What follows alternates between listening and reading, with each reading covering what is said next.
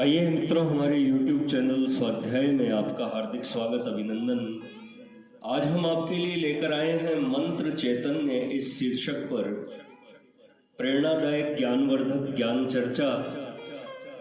अगर आपने हमारे चैनल को लाइक और सब्सक्राइब नहीं किया है तो आपसे निवेदन है, कृपया चैनल को लाइक और सब्सक्राइब अवश्य करें। मननात् त्रायते इति मंत्र है, जिसके मनन से परित्राण प्राप्त हो वही मंत्र है। इष्ट देवता मंत्र का ही प्रतिपाद्य विषय है, अतः इष्ट देवता और मंत्र एक ही वस्तु है एवं मंत्रदाता गुरु और मंत्र भी एक ही है। गुरु पर विश्वास कर उनके प्रति किए जाने वाला प्रेम और भक्ति ही मंत्र को जीवन दान देने वाली शक्ति है। इन तीनों को भिन्न भिन्न समझकर साधन करने से वह कभी सिद्धि की ओर अग्रसर नहीं हो सकता। अग्नि, जल और चावल, इनमें से एक को भी बात देने पर भात नहीं बन सकता। अतएव वास्तव में मंत्र, गुरु और इष्ट देवता ये तीनों मिलकर एक हैं, या एक ही की ये तीन अवस्थाएं हैं। इसीलिए मंत्र चैतन्य चाहने वाले को इन तीनों में एकत्व की भावना करनी पड़ती है। यदि गुरु पर दृढ़ भक्ति और विश्वास न हो, मंत्र जप से यदि इष्ट की स्फूर्ति न हो और इष्ट देवता के प्रति अपना उद्धार करने में समर्थ होने की धारणा न हो, तो मंत्र जप निष्फल और केवल व्यर्थ श्रम ही है। मंत्र उद्धार करता है, जो उद्धार करता है वे ही उद्धार का उपाय भी बतलाते हैं, वे ही गुरु हैं। यह ज्ञान होना चाहिए, यह ज्ञान ही मंत्र में शक्ति का संचार करता है। जब ये बातें भली भांति अनुभव गम्य होती है तब मंत्र चैतन्य होता है। मंत्र चैतन्य न कर सकने पर केवल जप से कोई विशेष आध्यात्मिक उपकार नहीं होता।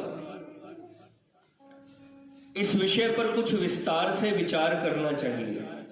मान लीजिए कि एक दरिद्र मनुष्य किसी दूसरे मनुष्य से कुछ भीख मांगता है। वह उससे क्यों मांगता है? इसलिए कि उसके मन में यह विश्वास है कि इससे मांगने पर मुझे कुछ मिलेगा।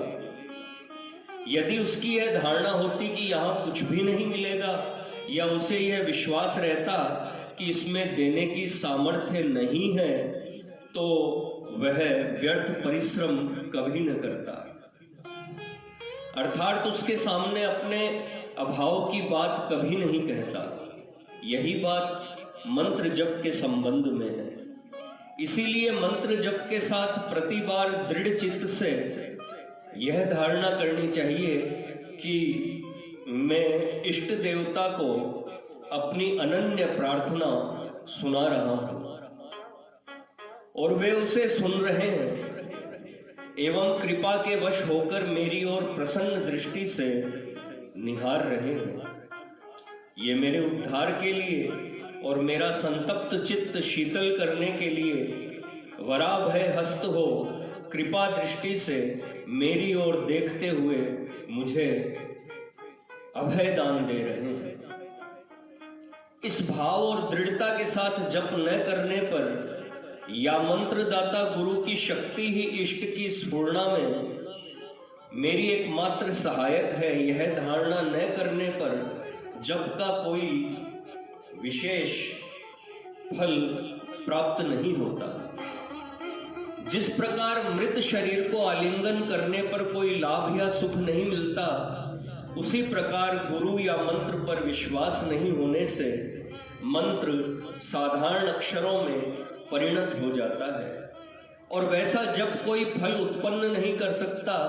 उदाहरण के तौर पर एक मंत्र पर ही विचार करें, जैसे ह्रीम एक बीज मंत्र है।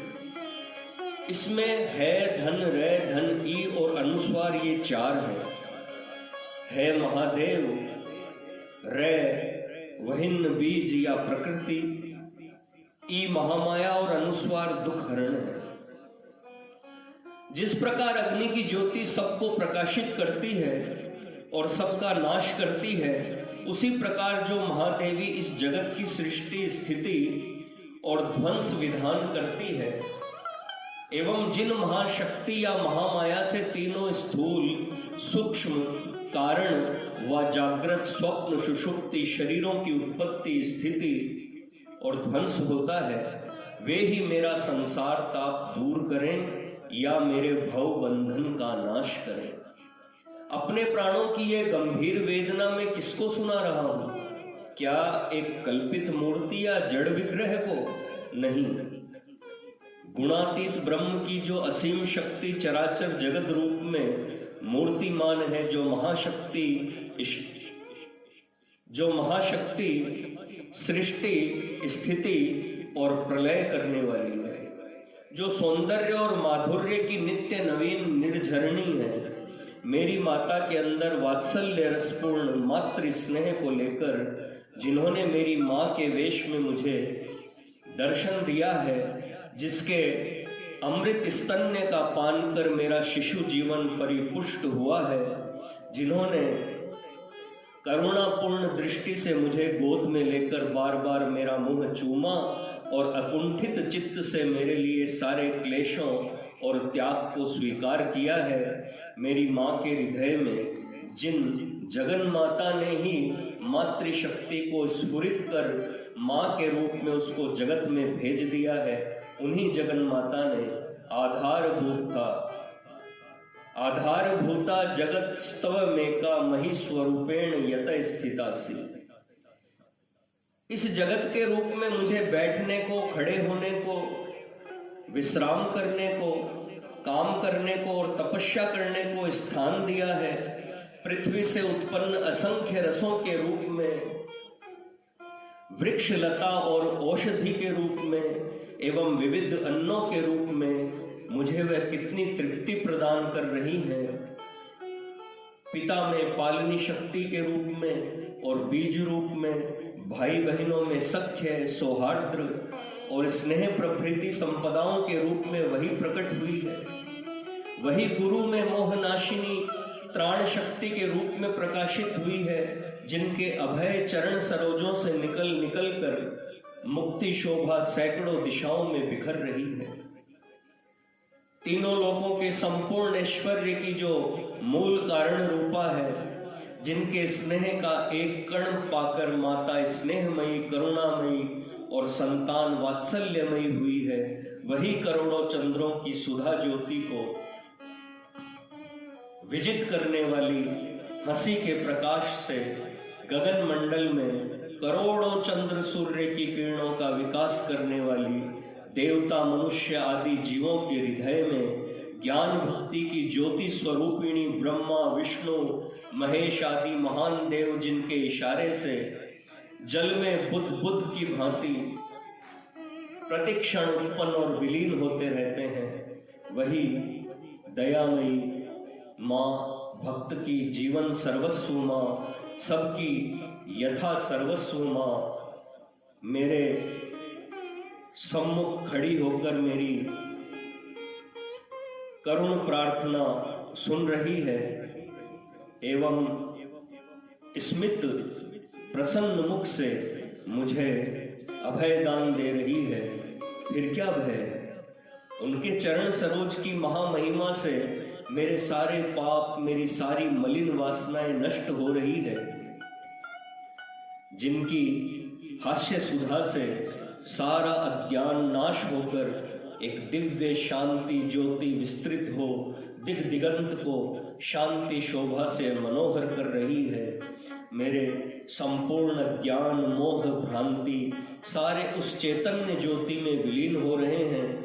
इस प्रकार की दृढ़ धारणा से तुम माँ के सामने अपने मन की बात, मन की इच्छा निवेदन करते हो और माँ तुम्हारे सम्मुख उपस्थित हो, तुम्हारी प्रार्थना सुन रही है और हंस हंस कर कितने स्नेह, कितने प्यार से कैसी सांत्वना भरी बातें सुना रही है।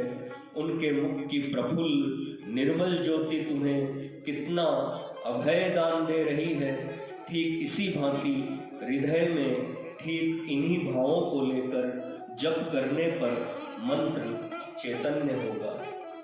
मंत्र जप में प्रत्येक बार इसी भाव से चिंतन करना होगा, माँ को इसी भाव से देखना पड़ेगा, तभी मंत्र जप सफल होगा।